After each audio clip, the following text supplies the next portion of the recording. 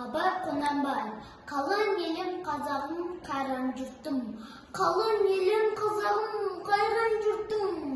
Ұстарасыз аузына түстім мұртым. Жақсы менен жаманды айырмадым.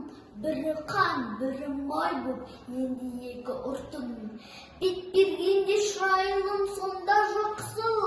Қайдан ғана бұзылды сартша сыртым. Оқпайсың, өз сөзінен басқа сөзді, аузы менен орақ-орға өңкей қыртын.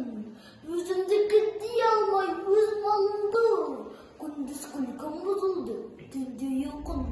Көрсе қыздар келеді, байлауы жоқ, бір күн тұртын етеді, бір күн бұртын.